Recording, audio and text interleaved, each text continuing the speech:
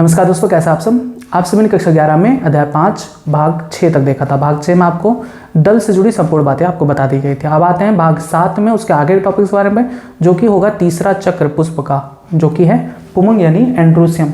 मैंने आपको बताया था पुष्प के कुल 4 मुख्य चक्र होते हैं।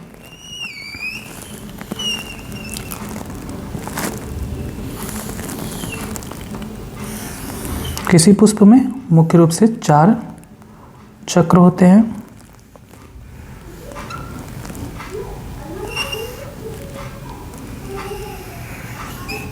जिसमें पुष्प का रंगीन जो भाग होता है उसे हम दल कहते हैं। दल के नीचे हरे रंग की संरचना होती है जिसे हम वाह्य दल कहते हैं। इन दोनों चक्रों के बारे में आपको पिछले वीडियो में बता दिया गया है। अब हम पढ़ेंगे इसके बारे में, जो कि क्या कहलाता है, पुष्प का नर भाग, जिसे हम पुंकेसर कहते हैं। मैंने बताया था एक को पुंकेसर कहते हैं, और एक पुष्प में जो बहुत सारे पुंकेसर पाए जाते हैं, तो पुंकेसरों के समूह को, यानी 1 2 पुंकेसर हो गए ना, इन पुंकेसर के समूह को हम पुमंग यानी एंड्रोसियम कहते हैं। ठीक, पुंकेसर के 2 भाग होते हैं। इस भाग को हम कहते हैं परागकोश यानी एंथर, और इस डंडी को जो पुष्प से जोड़े रखता है उसे हम कहते हैं पुतंतु या फिलामेंट। ठीक, हमें आज यही पढ़ना है पुमंग के बारे में, एंड्रोसियम के बारे में। तो पुमंग पुष्प का नर भाग होता है, यह सबसे प्रमुख बात है। दूसरा, यह बहुत सारे पुंकेसर से मिलकर बना होता है, यानी पुमंग नाम का कोई अन्य संरचना नहीं है पुष्प पर। पुष्प पर जो पुंकेसर होता है, पुंकेसरों के समूह को ही पुमंग यानी एंड्रोसियम कहा जाता है। यह तीसरा आवश्यक चक्र होता है। जो नर भाग है, ये इंपॉर्टेंट पॉइंट है, या पुंकेसरों से मिलकर बना होता है। एक पुंकेसर के 2 भाग होते हैं, मैंने आपको बताया, पुतंतु यानी फिलामेंट, जो कि ये भाग है जो कि पुष्प से जोड़े होता है परागकोश को, तथा परागकोश यानी एंथर से मिलकर बना होता है। परागकोश जिसमें पुष्प का परागकण, जिसके अंदर नर युग्मक होता है, का निर्माण होता है। अब हम देखेंगे कुछ और विशेष बातें पुमंग से संबंधित, कि परागकोश पर किस प्रकार से ये डंडी जुड़ी होती है, किस प्रकार से ये परागकोश से जुड़ी होती है पुतंतु।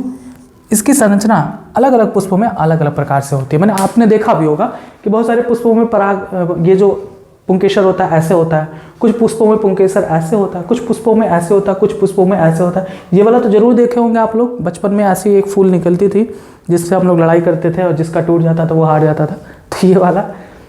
तो ऐसी संरचना अलग अलग पुष्पों में अलग अलग होती है। तो इसके आधार पर ये 4 प्रकार के होते हैं।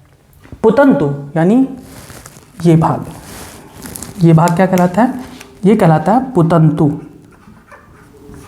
इसे तंतु भी कह सकते हैं, फिलामेंट।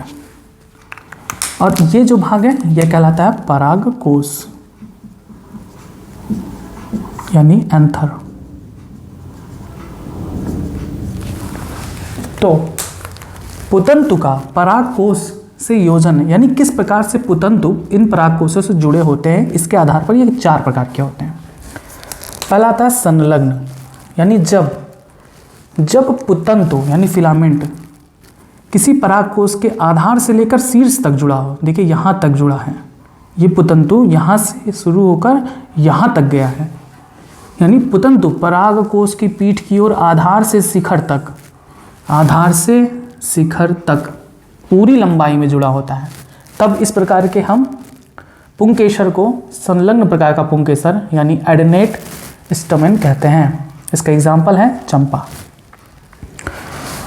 दूसरा आता है अधबद्ध यानी बैसिफिक्स्ड, जब पुतंतु यानी ये सिर्फ परागकोश के इस जगह पर जुड़ा हो, आधार पर जुड़ा हो।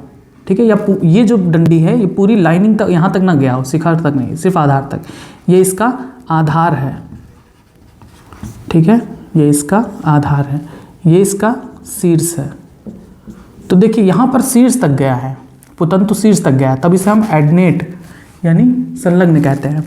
लेकिन जब ये सिर्फ आधार तक जाए, शीर्ष तक ना जाए, तब इस प्रकार के पुंकेसर को हम आधाबद्ध यानी बैसिफिक्स्ड कहते हैं, जैसा कि हमें सरसों के पुष्प में देखने को मिलता है। तीसरा आता है पृष्ठलग्न यानी डॉर्सीफिक्स्ड। पुतंतु परागकोश के पृष्ठभाग से दृढ़तापूर्वक जुड़ा होता है, बीचों बीच पीछे की साइड में ऐसे दृढ़ता से यानी जटिल तरीके से ये जुड़ा होता है। तब इस प्रकार के पुंकेसर को हम डॉर्सी फिक्स्ड यानी पृष्ठलग्न पुंकेसर कहते हैं।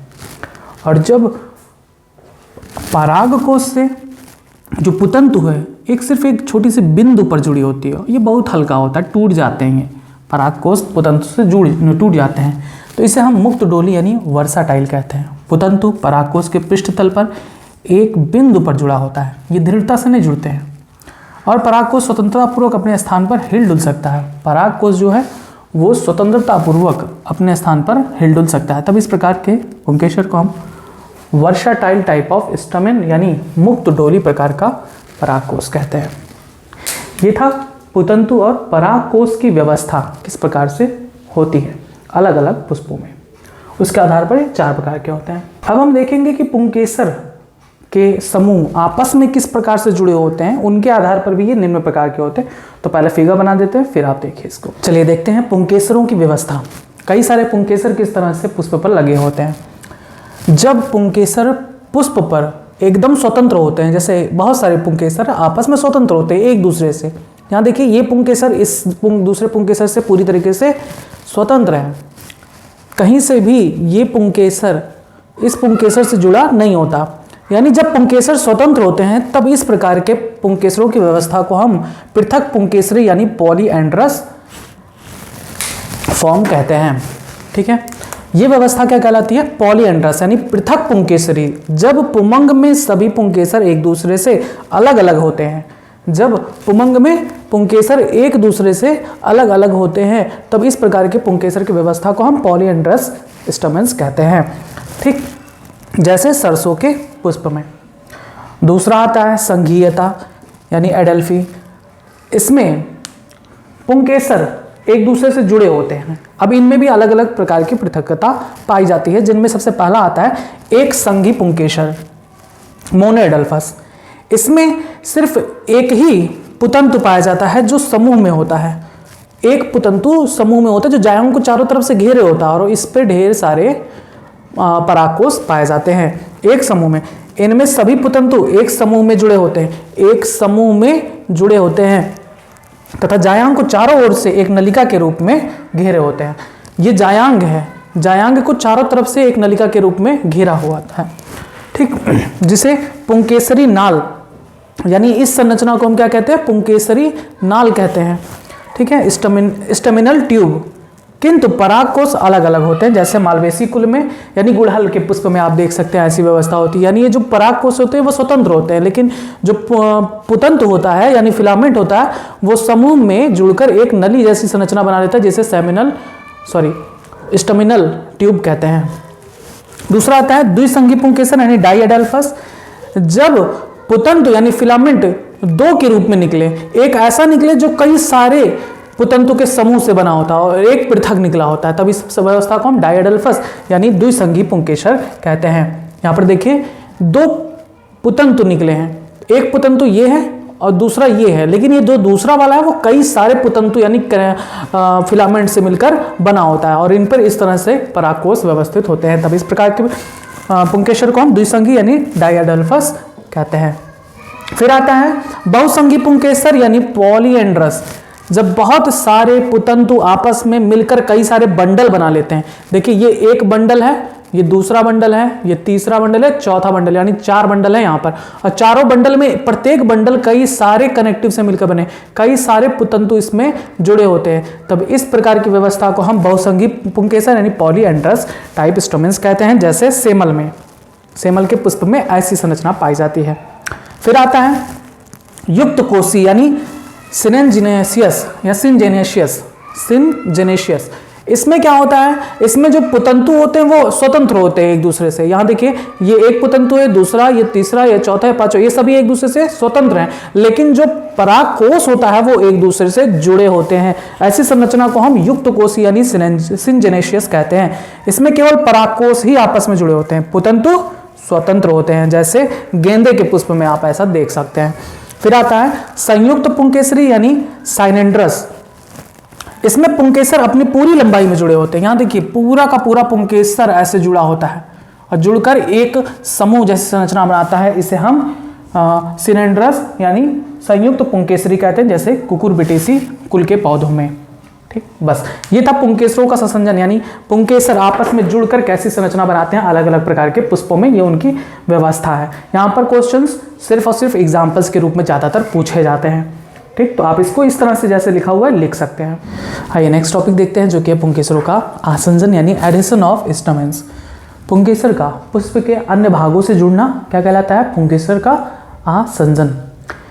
यानी पुंकेसर जब पुष्प के दल से जुड़ जाए या अंडप से जुड़ जाए, तब ऐसी संरचना को हम पुंकेसरों का आसंजन कहते हैं।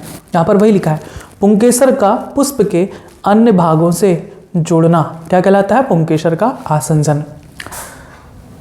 अब यहाँ पर यदि पुंकेसर दल से जुड़े हों, देखिए पुंकेसर किससे जुड़ा हुआ है? दल से। तो जब पुंकेसर दल से जुड़ा होता है तब हम कहते हैं दल लग्न पुंकेसर, यानी इपिपिटेलस स्टामेन। जैसे इसका एग्जाम्पल है बैगन में। यहाँ पर क्वेश्चन इस दो तरीके से पूछे जा सकते हैं। एक ये कि दल लग्न क्या होता है, तो दल लग्न का मतलब जब पुंकेसर दल से जुड़ा होता है तब उसे हम दल लग्न यानी इपिपिटेलस कहते हैं। फिर दूसरा एग्जाम्पल पूछ सकते हैं कि दल लग्न का उदाहरण बताइए, तो बैगन में। अब यदि पुंकेसर परिदल से जुड़ता है, परिदल क्या होता है? यानी पेरियंत। होता क्या है कि किसी पुष्प में जब उसका दल और वाह्य दल दोनों सम्मिलित रूप से जुड़ जाते हैं, ठीक है, ये इसका वाह्य दल है और ये उसका दल है, तो ऐसी संरचना को हम कहते हैं परिदल पुंज या परिदल। जब दल और एक वाह्य दल ये दोनों इस तरह से निकले कि एक ही पत्ती में दिखाई दे, यानी ये दल हो गया और यहाँ पर ये परिदल वाह्य दल, तब इस पूरी संरचना को हम कहते हैं परिदल। और जब इस संरचना से निकलता है पुंकेसर, तब ऐसे पुंकेसर को हम कहते हैं परिदल लग्न यानी इपीफिलस। ठीक है, ध्यान से समझिएगा। परिदल क्या होता है? यहाँ पर देखें तो दल और वाह्य दल सम्मिलित रूप से जुड़े हुए हैं। ये है वाह्य दल, ठीक, और ये है दल। तो जब दल और वाह्य दल एक जुड़ी हुई संरचना बनाते हैं तब उस सम्मिलित संरचना को हम कहते हैं परिदल। और जब परिदल से निकलता है कोई स्टमेन यानी पुंकेसर, तब इसे हम क्या कहते हैं? परिदल लग्न यानी इपीफिलस, जिसका एग्जाम्पल है प्याज। और कभी कभी पुंकेसर अंडपों के साथ जुड़े होते हैं। यहाँ देखिए ये अंडप है, ये पूरा भाग क्या है? यहाँ से लेकर यहाँ तक अंडप है, तो जो स्टमेन है वो अंडप से जुड़ा हुआ है। तब ऐसे प्रकार के पुंकेसर को हम क्या कहते हैं? पुंजायांग यानी गाइनेंड्रस। समझ में आया? पुंकेसर जब दल से जुड़े होते हैं तब इस प्रकार के पुंकेसर को हम दल लग्न यानी इपीपिटेलस कहते हैं। जब पुंकेसर परिदल पुंज से जुड़ा होता है, परिदल क्या है? परिदल बराबर दल प्लस बाह्य दल। मैथ की तरीके से याद कर सकते हैं, परिदल बराबर दल प्लस वाह्य दल, यानी परिदल एक ऐसी पत्ती है जो दल और वाह्य दल से मिलकर बना होता है। हम उन दोनों में डिफरेंशिएट नहीं कर सकते हैं, लेकिन निचला पार्ट लगता है एकदम वो क्या है? वाह्य दल है, और ऊपर का जो भाग है वो लगता है दल है। तो ऐसी संरचना परिदल कहलाती है। जब पुंकेसर परिदल से निकलते हैं तब इसे हम परिदल लग्न कहते हैं, यानी इपीफिलस, जैसे प्याज में। और जब पुंकेसर कहाँ से निकले? अंडप से निकले, ठीक है, कार्पेल से निकलते हैं, जुड़े होते हैं, तब उसे हम पुंजायांग यानी गाइनेंड्रस टाइप ऑफ स्टमेन कहते हैं। इसका एग्जाम्पल मदार। बस अब पुंकेसर की लंबाई के अकॉर्डिंग भी इसे दो भागों में बांटा गया है। जैसे द्विदीर्घी यानी डाइडिनामस, इसमें कुल 4 पुंकेसर होते हैं, 2 छोटे और 2 बड़े। द्विदीर्घी यानी डाइडिनामस में क्या होता है? डाइडिनामस स्टेमन में इनमें पुंकेसरों की संख्या कितनी होती है? 4, 2 लंबे और 2 छोटे। चतुर्दीर्घी यानी टेट्राडिनामस, इसमें कुल 6 होते हैं। जो 4 अंदर की तरफ होते हैं वो लंबे होते हैं और 2 साइड में होते हैं बाहर की तरफ, वे छोटे होते हैं। इसमें अंत चक्र में उपस्थित 4 लंबे यानी आंतरिक संरचना में क्या है? 4 लंबे, ठीक, तथा वाह्य चक्र में उपस्थित 2 छोटे, वाह्य चक्र में 2 छोटे पुंकेसर होते हैं, जैसे क्रूसीफेरी कुल में। ठीक, ये हो गया पुंकेसर की लंबाई के अकॉर्डिंग उसका प्रकार। अब कभी कभी पुंकेसर बंद होते हैं, या बंध का मतलब sterile, that can not reproduce, या कह सकते हैं इनमें परागकण निर्माण नहीं होता। तब ऐसे पुंकेसर को हम कहते हैं स्टेमिनोड। ऐसे पुंकेसरों को स्टेमिनोड कहते हैं। प्रत्येक ऐसा परागकोश जिसमें 2 पालियां, देखिए मैक्सिमम तो यही होता है, आपको 12th में भी यही बताया जाएगा कि परागकोश जिसमें 2 पालियां होती हैं, उन आपको जो पढ़ना है वो यही पढ़ना होता है कि 2 पाली वाले परागकोश के बारे में। तो जो 2 पालियों वाले परागकोश होते हैं उन्हें हम द्विकोष्ठी यानी डाइथिकस स्टैमेन कहते हैं। अब ये होता क्या है द्विकोष्ठी परागकोश?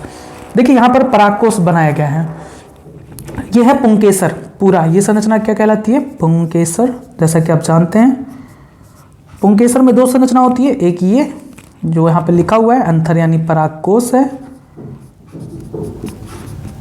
और ये संरचना क्या है? फिलामेंट यानी पुतंतु है। तो जब किसी भी पुंकेसर में 2, एक ये देख रहे हैं, 1 और 1 2, जब किसी पुंकेसर में 2 परागकोश पाए जाए तब वो क्या कहलाता है? द्विकोष्ठी यानी डाइथिकस। अब अगर हम इसको काट दें तो काटने पर हमको ऐसी संरचना दिखाई देती है, और काटने पर हमें दिखाई देगा कि इसके अंदर कुल 4 चैम्बर हैं, 4 प्रकोष्ठ। ठीक है, ऐसे गोल गोल, ठीक है, 4 प्रकोष्ठ होते हैं, 1 2 3 4, 4 गोल सी प्रकोष्ठ होती हैं। लिखा हुआ है द्विकोष्ठी डाइथिकस कहलाता है, जैसे सरसों तथा, अब यहाँ पर देखिए, यहाँ पर शायद लिखना भूल गए हम, प्रत्येक कोष्ठ में 2 चैम्बर होते हैं, 2 प्रकोष्ठ होते हैं। इस प्रकार से अगर देखा जाए तो द्विकोष्ठी पुंकेसर में कुल 4 प्रकोष्ठ होते हैं, 1 2 3 4। ठीक, ऐसे परागकोश को हम क्या कहते हैं? सॉरी, ऐसे पुंकेसर को हम डाइथिकस कहते हैं। जैसे सरसों इसका एग्जाम्पल है। लेकिन जिस परागकोश में केवल 1 पाली हो, ठीक है, ये परागकोश है जिसमें सिर्फ 1 पाली है, और इसमें सिर्फ 2 प्रकोष्ठ यानी 2 चैम्बर, 1 और 2, सिर्फ 2 चैम्बर पाए जाएं, तब इसे हम 1 पाली परागकोश यानी मोनोथिकस एंथर कहते हैं। इसका एग्जाम्पल है गुड़हल में। बस ये था आपका पुंकेसर से संबंधित कुछ और बातें। यहाँ पर ये क्वेश्चन खूब पूछा जाता है, डाइथिकस एंथर किसे कहते हैं? ऐसा एंथर जिसमें 2 लोब होता है, 2 लोब हो, 2 लोब वाले एंथर को हम डाइथिकस एंथर कहते हैं, 2 पालियों युक्त। और 1 पाली में 2 प्रकोष्ठ होते हैं। देखिए ये 1 पाली है, ये 1 पाली है और ये दूसरा पाली है, यानी ये 1 पाली है और ये दूसरा पाली है। और एक पाली में कितने हैं? 2 प्रकोष्ठ हैं, 1 और 2। दूसरे पाली में 2 प्रकोष्ठ, 1 और 2। इस प्रकार से कुल प्रकोष्ठों की संख्या 4 यहाँ पर है। यहाँ पर एक ही पाली है, 1 पाली, और 1 पाली के अंदर 2 होते ही हैं प्रकोष्ठ यानी चैम्बर। ठीक है, बस ऐसे ही आप लिख डालिए। हेड डाल के लिखेंगे पुंकेसरों का आसंजन यानी एडिशन ऑफ स्टेमेंस, लिखेंगे पुंकेसरों का पुष्प के अन्य भागों से जुड़ने को पुंकेसरों का आसंजन कहते हैं। जैसे पुंकेसरों के दलों से जुड़ने को दललग्न यानी इपिपिटिलस यानी बैंगन में, तथा पुंकेसरों के परिदलों से जुड़ने को परिदल लग्न यानी इपिफिलस यानी प्याज में, और कभी कभी पुंकेसरों के अंडकों से जुड़ जाने पर पुंजायांग यानी गाइनेंड्रस कहा जाता है, जैसे मदार में। पुंकेसरों की लंबाई ये 2 प्रकार के होते हैं, द्विदीर्घी यानी डायडिनेमस। इनमें पुंकेसरों की संख्या 4 होती है, जिनमें से 2 लंबे व 2 छोटे पुंकेसर होते हैं, जैसे लेबिएटिकुल में। दूसरा आता है चतुर्दीर्घी यानी टेट्राडिनेमस। इनमें अंत चक्र में उपस्थित 4 लंबे तथा वाय चक्र में उपस्थित 2 छोटे पुंकेसर होते हैं, जैसे क्रूसिफेरिकुल में। कभी कभी पुंकेसर बंध यानी स्टेराइल होते हैं, यानी ऐसे पुंकेसर जिसमें परागकण न बने, ऐसे पुंकेसरों को स्टेमिनोड कहते हैं। प्रत्येक ऐसा परागकोश जिसमें 2 पालियां पाई जाती हैं, 2 पालियां पाई जाती है तथा 4 प्रकोष्ठ पाए जाते हैं, 4 प्रकोष्ठ पाए जाते हैं, प्रकोष्ठ कहिए चाहे परागकोष्ठ कहिए, द्विकोष्ठी यानी डाइथिकस कहलाता है। जैसे सरसों, तथा जिस परागकोश में केवल 1 पाली पाई जाती है और केवल 2 परागकोश यानी चैम्बर पाए जाते हैं, ऐसे परागकोश को हम 1 पाली परागकोश यानी मोनोथिकस एंथर कहते हैं, जैसे गुड़हल में। बस ये हो गया संपूर्ण बातें पुंकेसर के बारे में। पुंकेसर के बारे में सब कुछ खत्म होता है। अब इसके बाद जो भी टॉपिक आता है वो है जायांग यानी गायनोसियम के बारे में। आइए नेक्स्ट टॉपिक पढ़ते हैं, जो कि है पुष्प का आखिरी चक्र, जो कि है जायांग यानी गायनोसियम, जिसे हम पिस्टिल भी कहते हैं या स्त्री केसर भी कहते हैं। मैंने बताया था कि पुष्प का जायांग मादा जननांग होता है, ठीक है, फीमेल रिप्रोडक्टिव ऑर्गन।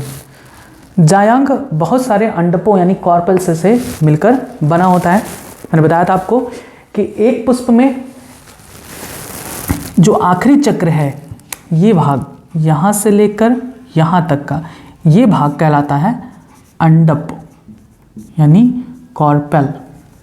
और इसके 3 भाग होते हैं। इसका ये जो शीर्ष भाग होता है, इसे हम कहते हैं वर्तिकाग्र यानी स्टिग्मा, जिस पर परागकण आकर बैठता है। ये जो डंडी होती है ये कहलाती है वर्तिका यानी स्टाइल, और यहाँ से लेकर ये पूरा मोटा भाग कहलाता है अंडाशय यानी ओवरी, ठीक है। तो जायांग मादा भाग होता है। क्यों मादा भाग कहते हैं? क्योंकि इसके अंदर मादा युग्मक यानी अंडाणु का निर्माण होता है। अंडाशय के अंदर बीजांड पाया जाता है और बीजांड के अंदर बीज बनते हैं। बीज किससे बनते हैं? मादा युग्मक और नर युग्मक के फ्यूजन से, यानी बीजांड में कह सकते हैं मादा युग्मक पाया जाता है। तो जायांग क्या है? पुष्प का मादा जननांग है, जो एक या बहुत से अंडकों यानी कॉर्पल से मिलकर बने होते हैं। ये एक अंडक कहलाता है। ऐसी बहुत सारी संरचनाएं देखिए, एक अंडक, दूसरा, तीसरा, चौथा, पांचवा, छठवां, 6 अंडक हैं। तो इन पूरे समूह को क्या कहा जाता है? जायांग। यानी हम कहेंगे कि अंडकों के समूह को जायांग कहा जाता है, ठीक। अंडकों से मिलकर बना होता है, जिसे हम संयुक्त रूप से जायांग कहते हैं। प्रत्येक अंडक के 3 भाग होते हैं, ठीक। वर्तिकाग्र, वर्तिका और अंडाशय। याद कर लीजिए, वर्तिकाग्र, वर्तिका और अंडाशय। Stigma, style, ovary. Stigma, style, ovary. अब कुछ पुष्प ऐसे होते हैं जिसमें सिर्फ एक अंडक पाया जाता है। जैसे यहाँ पर मैंने बनाया है, ये पुष्प ऐसा है जिसमें सिर्फ एक अंडक है, सिंगल। तो इसे हम कहते हैं मोनोकॉर्पेलरी यानी एकांडपी पुष्प। ऐसा पुष्प जिसमें सिर्फ एक अंडक पाया जाए उसे हम एकांडपी पुष्प यानी मोनोकॉर्पेलरी फ्लावर कहते हैं, जैसे लेग्यूमिनोसी और ग्रैमिनी कुल के पौधों में।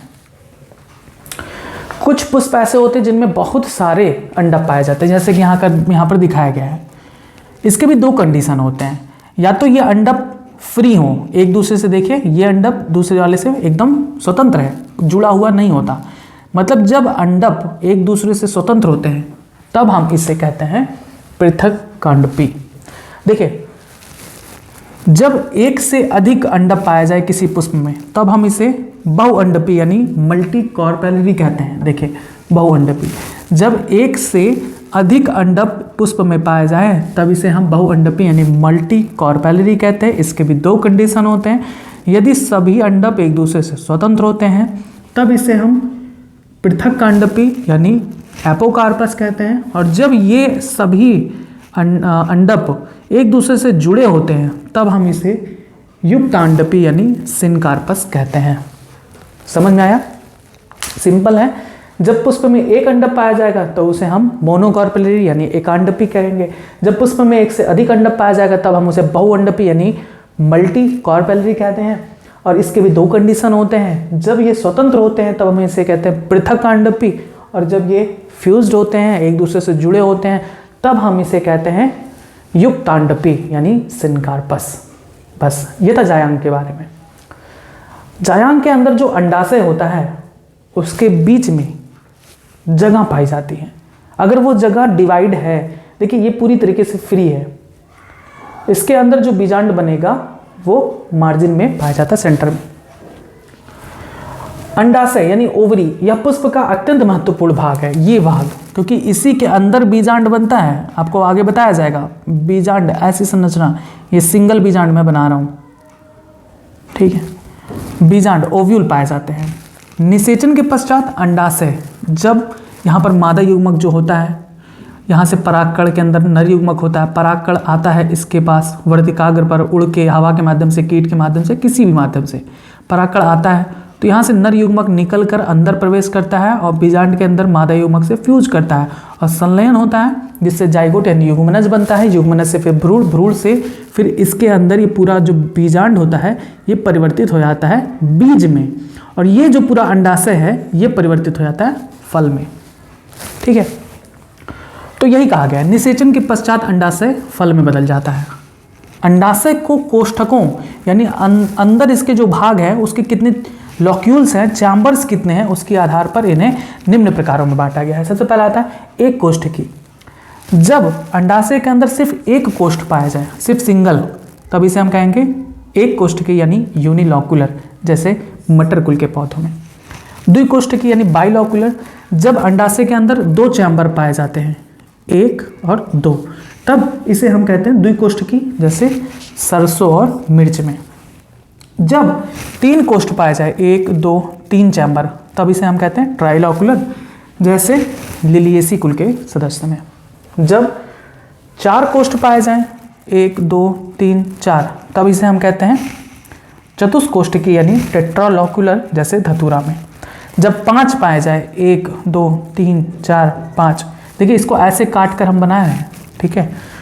जब पांच कोष्ठ पाए जाए तब इसे हम कहते हैं पंचकोष्ठकी यानी पेंटालॉकुलर, जैसे गुड़हल में। और जब पांच से भी अधिक पाया जाए तब उसे हम बहुकोष्ठकी यानी मल्टीलॉकुलर कहते हैं, जैसे अफीम में। बस ये था अंडाशय के बारे में कुछ संपूर्ण सामान्य बातें। ठीक, ऐसे आप नोट कर लेंगे जायांग के बारे में कि जायांग पुष्प का मादा जननांग है। यह बहुत से अंडकों यानी कार्पल से बना होता है, जो संयुक्त रूप से जायांग कहलाते हैं। प्रत्येक अंडक तीन भागों वर्तिका, अग्रवर्तिका व अंडाशय से मिलकर बना होता है। फिर अगली लाइन से लिखेंगे, जब जायांग में केवल एक अंडप यानी कार्पल पाया जाता है तो उसे एकांडपी यानी मोनोकार्पल कहते हैं, जैसे लेग्यूमिनेसी और ग्रैमिनी कुल में। अगले लाइन से लिखेंगे, जब अनेक अंडप पुष्पासन के चारों ओर स्थित होते हैं तो ऐसे जायांग को बहुअंडपी कहते हैं। ये दो प्रकार के होते हैं। पहला पृथक का अंडपी यानी एपोकार्पस, जब सभी अंडप पृथक होते हैं, जैसे कमल, चंपा। दूसरा युक्त अंडपी यानी सिनकार्पस, जब सभी अंडप आपस में जुड़े हों, जैसे गुड़हल, प्याज, टमाटर। फिर नेक्स्ट लाइन से हेडिंग डालेंगे अंडाशय यानी ओवरी के बारे में लिखेंगे हम। पुष्प का अत्यंत महत्वपूर्ण भाग है, इसमें बीजांड पाए जाते हैं। निषेचन के पश्चात अंडाशय फल में बदल जाता है। अंडाशय को कोष्ठकों की संख्या के आधार पर निम्न प्रकार में बांटा जा सकता है। एक कोष्ठकी यानी यूनिलॉकुलर, ऐसे अंडाशय जिसमें सिर्फ एक कोष्ठ पाया जाता है, जैसे मटर कुल के पौधों में। दूसरा द्विकोष्ठकी यानी बाइलॉकुलर, ऐसे जिनमें सिर्फ दो कोष्ठ पाए जाते हैं, जैसे सरसों, मिर्च में।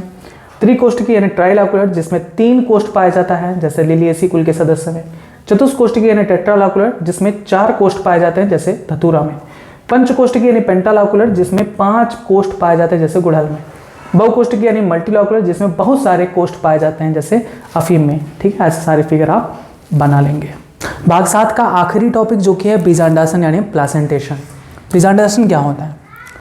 किसी अंडाशय में बीजांड के लगने के क्रम को ही बीजांडासन यानी प्लासेंटेशन कहते हैं, क्योंकि मैंने आपको बताया था कि अंडाशय के अंदर ही बीजांड यानी ओव्यूल्स डेवलप होते हैं, और हो सकता है कि एक से अधिक अंडा उसमें बीजांड यानी ओव्यूल्स पाए जा सकते हैं। तो एक अंडाशय में बीजांड किस प्रकार से किस क्रम में व्यवस्थित होते हैं, इसी को हम बीजांडासन यानी प्लेसेंटेशन कहते हैं। अंडाशय में बीजांड के लगने के क्रम को बीजांडासन यानी प्लेसेंटेशन कहा जाता है। सबसे पहले हम समझेंगे बीजांडासन क्या होता है। तो बीजांडासन मृदुतक कोशिकाओं से मिलकर बना हुआ एक अंडाशय में एक उभरा हुआ संरचना होता है। ये देखिए यहाँ पर आप देखेंगे तो ये जो उभरा हुआ संरचना होता है, ये संरचना ये कहलाता है प्लासेंटा यानी बीजांडासन। ये जो उभरा हुआ संरचना है ये कहलाता है आपका बीजांड यानी ओव्यूल। तो यही जो बीजांड है वो अंडाशय, ये एक अंडाशय है, अंडाशय के अंदर इन्हीं बीजांड के क्रम के व्यवस्था को ही बीजांडासन कहा जाता है। ये बीजांड बीजांडासन से ही जुड़े होते हैं अंडाशय में। ये संरचना क्या कहलाती है? बीजांडासन। तो बीजांडासन यानी प्लासेंटेशन क्या होता है? अंडाशय में बीजांड के क्रम को बीजांडासन कहा जाता है। यह भिन्न भिन्न पुष्पों में अलग अलग प्रकार से हो सकता है।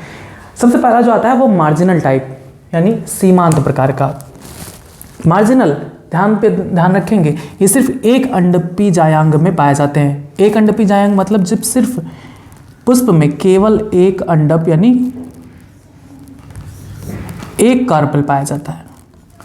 ऐसे पुष्प में जिसमें सिर्फ एक अंडक पाया जाता है उसमें इस प्रकार का बीजांडासन बनता है, जैसे चना, मटर, सेम। इसमें होता क्या है, इसमें जो बीजांड विकसित होते हैं वो अंडाशय के अधर सीवनी यानी इस वेंट्रल सचर, इसे कहते हैं वेंट्रल सचर पर विकसित होते हैं।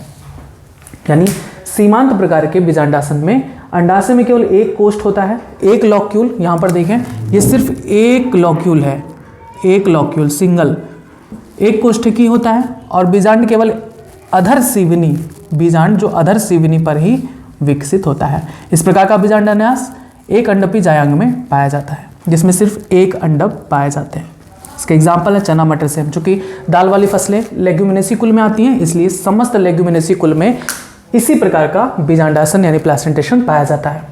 अब आता है स्तंभीय यानी एक्साइल। एक्साइल में क्या होता है, तो जब पुष्प में एक से अधिक अंडक पाए जाते हैं, मैंने आपको बताया था कि किसी पुष्प में एक से अधिक अंडक भी पाए जा सकते हैं और ये युक्त अंडपी हो सकते हैं या फिर पृथक अंडपी हो सकते हैं। तो यहाँ पर जितने भी प्लासेंटेशन जो दिखाए गए हैं वो सभी युक्त अंडपी है। युक्त अंडपी का मतलब ये सभी एक दूसरे से क्या होते हैं, संयुक्त होते हैं। बहुत सारे अंडक पाए जाते हैं लेकिन ये सभी संयुक्त होते हैं। लेकिन इनमें जो अंडाशय होता है उनमें क्या डिफरेंस होता है ये देखते हैं। तो कुछ ऐसे पुष्प जिसमें बहुत सारे अंडक ऐसे संयुक्त होकर एक अंडाशय बनाते हैं, उसके अंदर बीजांड का क्रम अलग अलग प्रकार से होता है। जैसे स्तंभीय हो सकता है, भित्तीय हो सकता है, मुक्त स्तंभीय हो सकता है, आधार लग्न हो सकता है या परिभित्तीय हो सकता है। यानी जो सिर्फ एक, जिस पुष्प में जिस सिर्फ एक अंडक पाया जाए उसमें सिर्फ सीमांत प्रकार का बीजांडासन पाया जाता है। लेकिन जब पुष्प में कई सारे अंडक संयुक्त रूप से पाए जाते हैं तो उसमें इन प्रकारों भी पाए जा सकते हैं। जैसे सबसे दूसरा आता है स्तंभीय यानी एक्साइल। इसमें बीजांडासन अंडाशय के केंद्रीय अक्ष से निकलता है। ये देखिए, ये इसका बीजांडासन है जो कहाँ से निकला है, सेंटर से, ठीक है, केंद्रीय अक्ष से, अंडाशय के केंद्रीय अक्ष से निकलता है। और ये जो लॉक्यूल देख रहे हैं, ये लॉक्यूल कई सारे अंडक से मिलकर बनता है। यानी ये एक अंडक का रहा होगा, ये दूसरे अंडक का रहा होगा और ये तीसरे अंडक का रहा होगा। ये तीनों अंडक आपस में फ्यूज करके एक सिंगल अंडाशय बनाते हैं।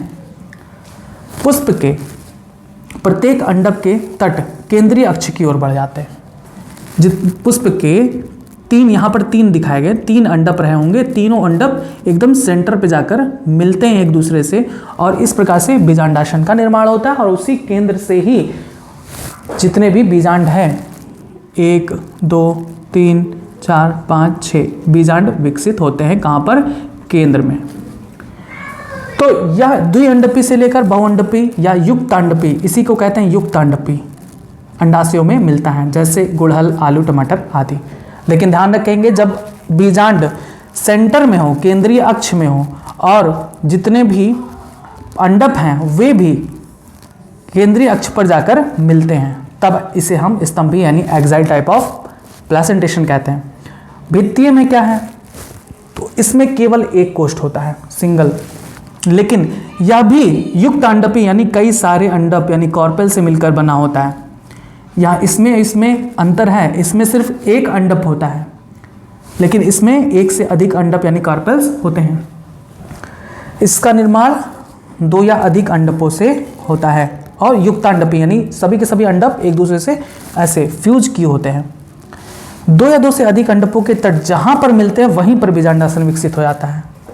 ये अंडक जहाँ पर भी मिलते हैं, जैसे मान लो यहाँ पर एक अंडक मिला, ये मिला, ये मिला, तो यहीं पर उसका बीजांडासन यानी ये जो भाग है बीजांडासन विकसित हो जाता है और इसी बीजांडासन पर निकलता है बीजांड। तो इसे हम कहते हैं पैराइटल यानी भित्तीय प्रकार का बीजांडासन, जिसके एग्जाम्पल हैं पपीता, मूली, सरसों आदि। नेक्स्ट आता है मुक्त स्तंभीय यानी फ्री सेंट्रल। अब इसमें भी सेम युक्तांडपी यानी ऐसी ही संरचना होगी। कई सारे अंडक मिलकर एक अंडाशय बनाते हैं और इनमें बीजांड केंद्रीय अक्ष के चारों ओर लगा होता है। ये इसका बीजांडासन है और इसके चारों तरफ बीजांड यानी ये ओव्यूल लगे होते हैं। लेकिन इनमें जो कार्पेल्स है वो एक दूसरे से मिलते नहीं हैं, जैसे यहाँ पर मिल रहे हैं। यहाँ पर एक दूसरे से अंडाशय ऐसे मिलते हैं लेकिन यहाँ पर वे नहीं मिलते हैं, यानी फ्री सेंट्रल पार्ट होता है, यानी केंद्रीय अक्ष पूरी तरीके से स्वतंत्र होता है, जैसे प्राइमरोज। नेक्स्ट आता है आधार लग्न यानी बैसल। ऐसा अंडाशय जो एक कोष्ठकीय होता है और बीजांड अंडाशय के आधार पर विकसित हो, ये बीजांड का आधार भाग है। और इस आधार भाग पर जब विकसित होता है ऐसे, जिसके बारे में आपको हमेशा बताया जाएगा क्लास 12th में जनन पुष्पी पौधों के जनन में भी यही प्रकार बताया जाता है, जिसमें बीजांड अंडाशय के आधार पर विकसित होता है। प्रत्येक बीजांडासन में केवल एक ही बीजांड जुड़ा होता है, जैसे सूर्यमुखी यानी कंपोजिटी कुल के सदस्य में। लास्ट आता है परिभित्तीय यानी सुपरफिशियल। इनमें अंडाशय बहुकोष्ठकीय होता है। देखिए बहुत सारे कोष्ठक हैं, 1 2 3 4 5, ये सभी क्या हैं, लॉक्यूल यानी कोष्ठक हैं।